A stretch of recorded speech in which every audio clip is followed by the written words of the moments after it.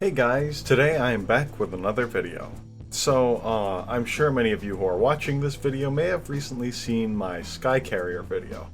The Sky Carrier, while it is cool, wouldn't be rather terribly feasible in real life. A cruise missile would be the worst nightmare of a vehicle like this. I justified its existence by the way of my lovingly called prop punk universe, where afterburners weren't invented yet, and at the time of the Sky Carrier's inception, turbofans were just being invented and afterburners were just being discovered in a very primitive state. Also, essentially in the time period it was invented, cruise missiles are well subsonic and aren't really used that frequently. With the advanced missile capabilities, detection capabilities, and interceptors stationed aboard the Sky Carrier, dispatching any long-range guided munitions shouldn't be too much of a problem, especially combined with the Sky Carrier's standoffish fighting tactics. Plus, the country that defended against the attacks from the Sky Carrier, which is known as the UPA, doesn't have any long-range cruise missiles that travel fast enough to ensure an impact on any capital vehicles, especially since they have CIWS and so many defense systems against cruise missiles. While the original idea of the universe that I'm talking about was my own, I have you guys to thank for filling it up and making it what it is today. Countries, companies, conflicts, all that junk. If anyone else wishes to participate, feel free to join me on my server. Of course, while we're still working on the technology development of the world for you guys to participate in, the time period of the Sky Cruise is slightly past the trailing edge of what I'm calling the Atomic Age. Afterburners are just being invented and used, and due to the extensive rocketry and supersonic testing from other propulsion platforms, much is already understood about supersonic aircraft, albeit from a far stunted development when compared to our own world. This is also what prevents most cruise missiles from existing in high capacities or at ranges that they could possibly hit the Sky Carrier. So since a lot of that probably didn't make sense and involves a lot on the server, basically that Sky Carrier from the video wouldn't really be able to exist in our world. The only reason it really can exist is because the country it is aggressing upon doesn't really have any cruise missiles capable of taking it out. I also tested it out in Flyout, and it turns out that the Sky Cruise can take multiple, and I mean like multiple, like I took like 10 or 15 surface-to-air missiles and it didn't even go down, it wasn't even scratched.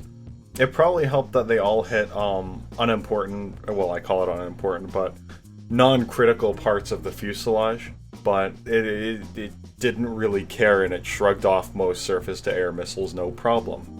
This also means that whatever hits it is going to have to more or less be an anti-ship missile. It's going to have very high payload capacity in order to actually damage this thing. And for those of you wondering what sort of level of technology we're dealing with here, imagine like 60s America. Imagine like around the time where the F-104 and the F-105 were finally coming into development, maybe a little bit past that. On the opposing side, imagine like an air-to-air interceptor would probably be fairly similar to, let's say, a MiG-21 or maybe a Mirage 3. So I guess in a way you could describe this as Gen 3 technology with a little bit more advanced electronics. So I guess that's kind of what we're making here today. It's a Gen 3 anti-capital interceptor with some advanced electronics on board. But before we get into that, let's talk about destroying the Sky Carrier. The Sky Carrier, due to its numerous fighter aircraft, VLS, anti-munitions technologies, and other factors, is a pretty tough nut to crack. Since long-range missiles that can compete with this don't really exist, the only real option is to send in interceptors. The idea of this is that an interceptor can fly in at moderate or high speeds, fire a high-speed rocket-powered anti-Sky Carrier missile, then turn around and retreat into friendly airspace before it can really be fired upon. Since the Sky Carrier is a really big radar target, I figured a medium-range, high-payload yield anti-ship missile is the best option for taking it down in one shot. This also means the interceptor needs to be capable of radar technology and probably host its own decently high-powered radar. The aircraft would be pretty simple. It would be a high-speed, supersonic airframe that would feature 3 medium-range, high-speed anti-ship missiles. It would be a 2-seater airframe with only air-to-air ordnance capabilities and a Rio in the back. Due to the prolific existence of larger airships in this world, anti-capital class fighter jets would almost certainly exist. I guess that's the class of vehicle we're making then, eh? It's an anti-capital interceptor. So quickly, so I can actually go on to explaining the build, let's go over the list of goals this aircraft has, because I was actually thinking it might be somewhat challenging. This aircraft needed to be capable of long-range, supersonic strikes on enemies, employ the use of primitive turbines and afterburners, which wouldn't generate all that much power, or be amazingly efficient. Like, twin spool turbines don't even exist in this world. We can use like bypass and bypass mixing and all that, but we can't really make it the same level as a modern turbine, obviously. Again, fairly comparable to like afterburning turbines of like the 60s and maybe like, I don't know, like an F4 Phantom. It needs to carry 3 large high-speed anti-ship missiles that are active radar powered. Of course, it needs to have a powerful radar, it needs to carry additional short-range missiles in the event of a dogfight, and of course it has to follow all the necessary qualifications of the prop punk post-atomic era. Again, I know this can probably be a bit confusing and poorly explained to those of you just joining on this video, so feel free to check out my server and any of my previous videos in the Prop Punk playlist if you want to get a better idea of what's exactly going on and what's going into this vehicle. I'm not sure I'm going to continue to do these videos, at least in this format. Maybe I'll have to find a way to do a mini-series on the Prop Punk world or something like that, because I don't think this exactly works too well. But either way, with all that out of the way, I can actually go on to explaining what I'm building now. And you know what? There is a lot to talk about this video, so I hope you guys don't mind. My original plan for this thing was actually a little bit different. Initially, I actually wanted to make it a tri-jet, and make it well into the atomic era. But then when I realized that capital ships didn't really start coming out until the atomic era in this world, and the fact that it was just far too outdated to counter the Sky Carrier in general, it stopped making sense pretty quickly, the design I was making. I'll post a picture of it right now, but this was my original concept and I ended up abandoning it, which is part of the reason this video took so long. The other reason is just that I have been very busy lately, so sorry about that. But it's not even that long. It's been like 3.5 days, guys, I think, by the time I'm gonna release this, so, you know, it's not that big of a deal. Anyways, my original plan was to make it a tri-jet, which is why I had those little pods on the wings, but eventually I actually decided that I just wanted to use those pods for landing gear storage, since the landing gear actually needed to be kind of far down on this thing in order to hold the missiles. So here you can actually see me adding the landing gear bay doors, and one of the more interesting modifications I did on this aircraft was I actually made the gear bay doors have little holes in them and the landing gear didn't fully retract into the airframe. While this wasn't particularly great for a supersonic aircraft, I wanted to include it anyways, that way it could be belly landed in an emergency. I believe similar technologies are featured on aircraft such as the A-10 if you want to look that up. But that's just because of the enemy this thing is facing. It seems pretty likely that it would need emergency countermeasures in the event of a crash landing. This is also my first aircraft to actually intentionally include a little bit of thicker skin around the pilots, because I think they might actually genuinely need the armor. You know, especially in like air-to-air, people seem to confuse a little bit of armor around the pilot as like a cure-all for, you know, surviving a dogfight, but it's really not. Like an A-10 with its titanium bathtub or whatever could just as easily get shot down as like an F-16 or whatever. But you know, what it does do is it makes it more likely for the pilot to survive a missile impact or a gun impact or anything like that. So I think for that it's actually kind of a good thing to have, especially on an interceptor where turning and maneuvering isn't exactly your first combat method. This thing's mostly going to be running. And you know, this thing also comes in a time period where afterburners are just being invented, so it's going to be one of the first like high supersonic vehicles. And you know what, I'm kind of sad that I didn't go with the tri-jet design, simply because this thing's starting to look a lot like an F4 Phantom or an F101. But I mean, it sort of existed in the same capacity as the F4 Phantom and the F101, where it was one of those, you know, early fighter jets after they had built afterburners. It was designed to be one of the first aircraft to carry, you know, beyond visual range missiles with advanced radar technologies, and in this one's case, it was supposed to carry Fox 3 anti-ship missiles, whereas the F4 Phantom was designed to carry AIM-7s instead, which were Fox 1, and presumably, you know, lower yield and shorter range and all that. But they existed in the same capacity, I guess. So, I mean, it makes a little bit of sense that it looks kind of like an F4, I guess. I had a lot of fun doing the whole fuselage of this thing just because there were a lot of weird shapes in it. And honestly, even though it does look a little bit like an F4, I'm still really proud of how it turned out. Also, something you'll notice on this thing, it has those really weird wingtips. It's got like those, I don't know, it's got like a dihedral and an anhedral on each little wingtip that go in different directions. And that's just so I could hold 4 missiles on the wingtip, because... Why, you may ask? Because I thought it looked cool. Sorry, if you were looking for any better explanation than that, you're not going to get one. Also, you know what? Someone asked me to do it, so while I'm describing all the other stuff, I'm going to have the actual interior building in the background. I know I mentioned in my previous video that I usually cut out interior building because I want enough time to actually make the video without speeding up the time-lapse footage too long.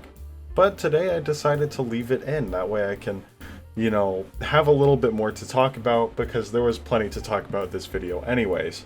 On the trailing edge, or on one of the drawbacks of this, of course, though, is that you guys don't actually get to see me make the camouflage or any of the exterior design on the aircraft. But that's okay, you guys will just have to wait to find out what it looks like. I will tell you one thing though, and that is the country this thing was designed for, the UPA, had a lot of desert in its mainland, so I decided to give it a desert camo. Also, because of the areas it would be fighting over, presumably on the Cassian border, had a ton of desert around there, so, you know, I think it made a good amount of sense to have a desert camo. I had a lot of fun doing the interior of this thing too, you know that? I built it mostly from scratch, not entirely from scratch, and I had a lot of fun doing it. Of course, I think for sub-assemblies I took one of the radio sub-assemblies, one of the 6-pack sub-assemblies. It just sped things up a little bit. I always use sub-assemblies or some prefabs for my interior builds just because I can't be bothered to make a new interior from scratch every single time I make a plane, because that's probably going to take like several hours, and I just don't have the patience for that. Maybe one of these days, and especially like if I do that hyper detailed build I've been telling you guys about. By the way, if you want to check one out, go hop on and over to Blockhead Green's channel. I'll post a link in the description below. But he did a hyper detailed build, and if I do anything like that, I'm absolutely doing a full cockpit. But for now, you guys will just have to deal with me using prefabs every time I want to build a plane interior. Also, admittedly, I didn't show the entire interior building, just the vast majority of it. Hopefully this will help you guys get an idea of what it's actually like to build an interior by the time you get the game. But that's about it with all our interior building, our exterior building, our weathering, our camo pattern, all that junk. Our funky little T-tail F4 Phantom thing that we had here was ready to fly.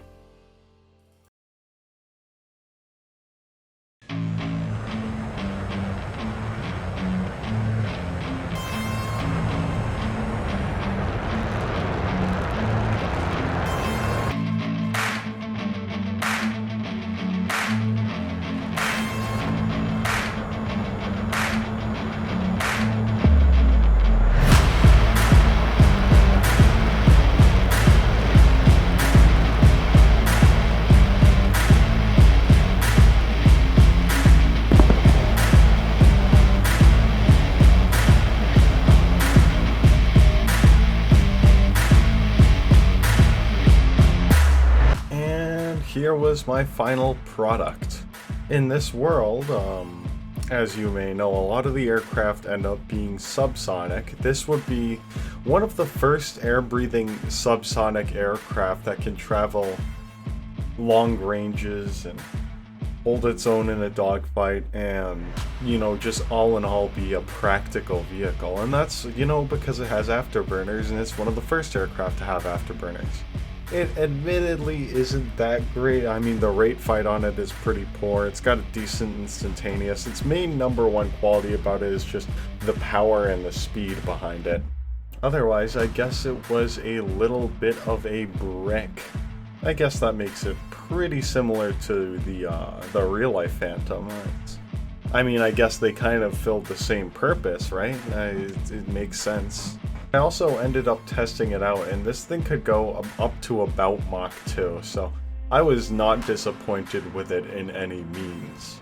It was having some issues with the deployment of various control surfaces that I think needed to be fixed, but otherwise it was, I was pretty happy with it. I said that we might end up building the missiles for this aircraft in this video. That wasn't exactly true. I guess we're not building the missiles for it in this video, but that is because missiles, or at least procedural missiles or custom missiles, aren't in flyout yet, but they will be coming soon. So soon we will get a video on procedural missiles and all that stuff, maybe. Don't, just take that with a grain of salt, because I'm not actually 100% sure when it'll come out or if it'll come out, but if it does, we will make procedural missiles. Though, just to simulate, something like a missile, I put a fairly heavy payload on it. At least, I put 3 drop tanks under it, basically, that would simulate about the size of this anti-ship missile I was hoping, and it actually, still was able to take off and fly pretty decently with them. And you know what, like, as I'm flying through these mountains here, because, I mean, why wouldn't you fly through mountains? It's cool. It actually had a pretty large fuel reserve. Like, even though I was flying through these mountains on full afterburner 90% of the time, it wasn't really draining that much fuel. This is just because of the limitations of the actual afterburner temperature, because of construction materials and what's discovered at the time, but I guess in a more ways than one, this thing really does remind me of an F4 Phantom. I was talking to somebody on a call a little bit before making this thing, or at least making this audio recording, and they said that it kind of looked like someone took like a Mirage 3, an F4 Phantom, and like an F-104 and just smushed it all into one plane, which is kind of exactly what I was going for. It was like a Gen 3 interceptor, so I guess it worked. And of course I had to pick a desert camo, because UPA, the nation that flies this thing, or will fly this thing, or however you may want to call it, is mostly desert, so... But I didn't really have much to do that hasn't been done already with this thing, so my goal was pretty simple. All I needed to do was find a target drone, or I needed to fly through these mountains for a little bit. Yes, I actually included that in my mission objectives list. Not because of yes, because I really wanted to fly through the mountains, but that's not the point. The point was basically like a little range test and to see how much fuel I burned through while doing it, which was surprisingly not that much. So, fly through those mountains, check. I did that, it was fun, it was nice. And then basically just after that our goal was to shoot down a target drone with one of our 4 actually working air-to-air missiles.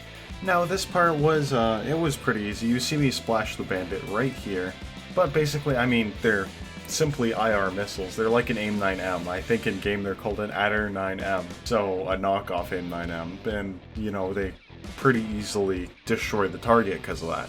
But obviously this thing's main missile, or its main attraction, wouldn't be the fact that it could carry 4 AIM-9Ms on its wingtips. The main attraction of this thing is the fact that it could carry 3 anti-ship missiles for destroying vehicles like sky carriers, or you'll see it soon, but a flying battleship, for example. The idea behind this aircraft is more or less, with support of course, it will go in to attack the aircraft carrier. It would be in a formation or, tagging along with some escort aircraft who are a little bit more nimble, lightweight aircraft that are better for dogfighting. And from this point on, the dogfighting aircraft would obviously get into a dogfight, while the formation or group, or however many of them there are of this thing, the I-250 Derico as I called it, would be able to just shoot their anti-ship missiles, all of them at once, at the sky carrier or whatever. Because honestly, I think saturation is the best way to beat that thing. It has point defense, it has methods of countering missiles that are coming in for it. So if you don't just saturate the area with these large anti-ship missiles, then there's a good chance that it won't actually die. And plus, I'm pretty sure it would take it down, but there's still a chance that one anti-ship missile wouldn't be enough to bring this thing out of the sky if, for example, it hit, like, the hangar or a part of the fuselage where it could still be structurally sound, of course. But either way, seeing that giant aircraft carrier fall out of the sky's gotta be pretty cool. But that's just about all I've got for this video. If you guys enjoyed, don't forget to leave a like.